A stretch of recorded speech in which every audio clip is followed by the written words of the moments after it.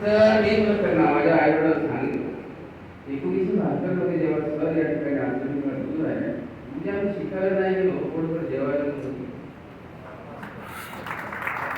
कोणाची भूक त्या ठिकाणी लागली माझ्या हाल्या भागामध्ये होता आणि भाकरीच्या शोधात जात असताना मला शिक्षण कार्याचं महत्व लक्षात आलं. मला हे मुद्दाम सांगितलं पाहिजे माझ्या गुरुजनांना कारण या भागामध्ये तुम्ही जे सेवा करतात याचा असणार तुम्हाला फार मोठं असणार बक्षीस त्या ठिकाणी आयुष्यामध्ये त्या ठिकाणी मिळणार आहे. हा निरुपयोगी निष्प्रयोग कुठल्याही आदरच्या अपेक्षा त्या ठिकाणी नाही अशा प्रकारची आपण सेवा केली. याचं उदाहरण सांग 72 साधारणतः 78च्या काळामध्ये महाराष्ट्रामध्ये खूप चोपण असणारी काळ होते आणि आदिवासी जमातीमधले माणसं आमचा हात खूप आहे भरपूर आम्हाला जेवण त्या ठिकाणी लागले कारण काटकसर मेहनत करणारी माणसं आहेत ना त्याच्यामध्ये आम्हाला फक्त म्हणजे 150 ग्रॅम पीठ मिळायचं कुठून भरायचं नाही आणि सुरुवातीपासून आम्ही भांडणी करणार आम्ही त्यावेळेस चोपण असताना त्या पूर्ण महाराष्ट्रातल्या बंद केल्या 21 दिवस आमचा सर्व चाललाय आश्रम मिळत भाकरीसाठी आणि शासनाने निर्णय केला 200 ग्रॅम पिठाचं 350 ग्रॅम पीठ पहिलीपासून 7 ते 8 पर्यंत सरासरीच पीठ आहे ते पोटभर भाकरी मिळायचं म्हणजे पहिला संदेश आमचा भाकरी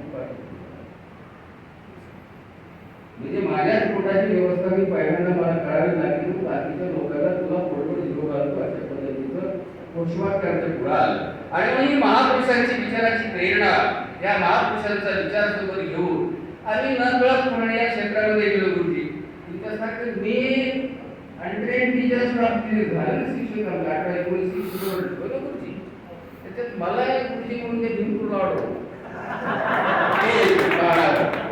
माझ्यापैकी 17 लोक गुरुजी झाले मी असं लोकांनाच राहील शिवाय म्हणाले आहे चांगला आहे तू गुरुजी झाला असता आणखी येड वगैरे काही नव्हतं त्यावेळेस ती लागले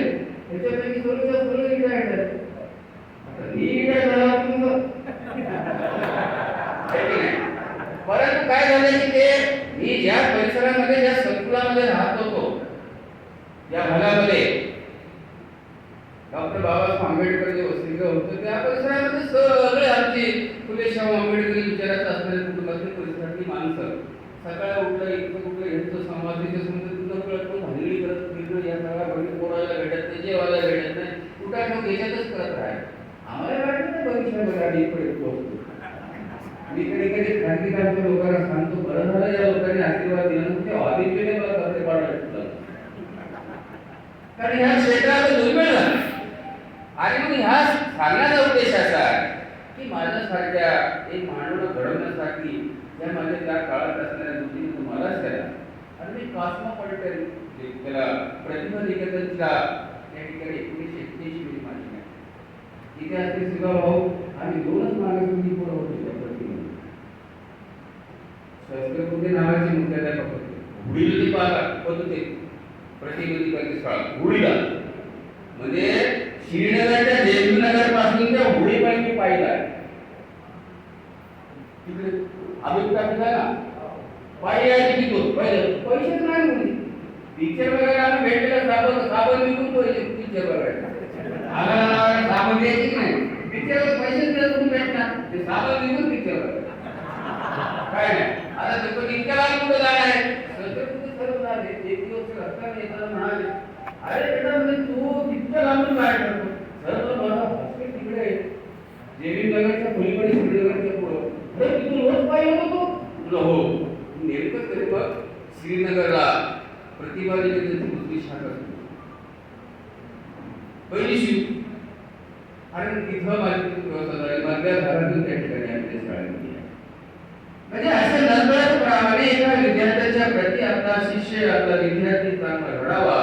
कुणी काळजी घेणारे जे काही शिक्षक गुरु अशा पद्धतीचे असतात ज्यांच्या संस्काराने त्यांच्या विचाराने त्यांनी दिलेल्या मार्गदर्शनाने माणसाला स्वतःला घडता येतो असे नकळत आपण अनेक माझ्यासारखे विद्यार्थी आपण या भागामध्ये घडवल्यात आणि मला वाटते शिक्षकापासून ते मुख्याध्यापकापासून अशी सगळी गोष्टी प्रमाण करत असताना शिक्षण अधिकारी म्हणून 17 जानेवारीला माझ्याच भागात होत्या आणि शिक्षण अधिकारी म्हणून आमची सेवा कृती समारोप या ठिकाणी होते सगळ्यात मोठे आणि प्रदीर्घ 33-32 वर्षाच्या सेवेमध्ये ही सगळी माणसं तुम्ही जमा केला. अतिशय मोठ्या मनाने ही माणसं तुम्हाला निरोप देत असताना त्यांच्या भावना या ठिकाणी घडून येणं ही साहजिकच आहे. आणि त्याला या ठिकाणी सर तुमच्या बाबतीत भरभरून बोलायचं होतं. तर काय होतं, कधी कधी मी उपवासाने म्हणतो, मोहन सर म्हणतात ते ना, आमच्यासारख्याला पुढाऱ्याला बोलवलं की अडचणच होते. आम्हाला घाईची घाई असते. म्हणजे तुमच्या मनामध्ये जे आहे ते तुम्हाला मी तुम्हाला कधीच मिळत आहे की नाही. तुमच्या मनामध्ये राहिले घ्यायला नाही बोलवलं असतं, आपण लावलं तर भाषण दिलं असतं आहे की नाही. येतात उशिरा आणि जायची घाई करतात आणि आम्हाला जे काय बोलायचं ते आमचं बोलायचं राहून नसतं. अशी परिस्थिती निर्माण होते. पण सांगण्याचा उद्देश असा आहे, आपलेपणाने ह्या सगळ्या गोष्टी होत असताना आपण जे काय ही गुंतवणूक वर्ग या ठिकाणी 17 महिन्याच्या कालावधीमध्ये या भागात येण्यासाठी सहज रीतीने आपण त्याच्याप्रमाणे मोठे शैक्षणिक अशा पद्धतीचं कार्य आपण या ठिकाणी उभं केलेलं आहे. या घटनेचा मीही साक्षीदार आहे. खरं म्हणजे या भागाचा लोकप्रतिनिधी म्हणून तुमच्यासारख्या मोठ्या मनाने